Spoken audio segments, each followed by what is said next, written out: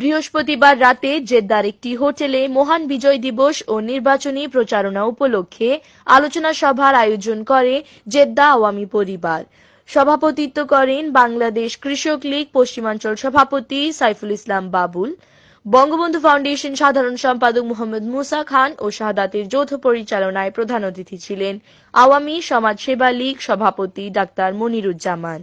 বিশেষ অতিথিগণের মধ্যে মঞ্চে উপবিষ্ট ছিলেন জেদ্দা বঙ্গবন্ধু ফাউন্ডেশন সভাপতি হারেস আহমেদ চৌধুরী, পশ্চিমাঞ্চল যুবলীগ সভাপতি হোসেন মোহাম্মদ নাহিদ, আওয়ামী নবীন লীগ সভাপতি শেখ ওয়াদুদ করিম, শিমুল হাসান, স্বপন ভূঁইয়া, কাউসার আহমেদ, মঞ্জুর আহমেদ, আনোয়ার হোসেন, নাজমুল শাহাদাত সুমন, জুলফিকার আলী, মিজান সহ অনেকে। বঙ্গবন্ধুর সোনার বাংলা গড়ার স্বপ্ন বাস্তবায়নে দেশের বর্তমান উন্নতি অগ্রগতির ধারা অব্যাহত রাখতে শেখ হাসিনার হাতকে শক্তিশালী করার জন্য ৩০ ডিসেম্বর একাদশ জাতীয় সংসদ নির্বাচনে নৌকা মার্কায় ভোট দেওয়ার আহ্বান জানান। এরপর নাচ গানে ভরপুর এক মনোজ্ঞ সাংস্কৃতিক সন্ধ্যার আয়োজন করা হয়।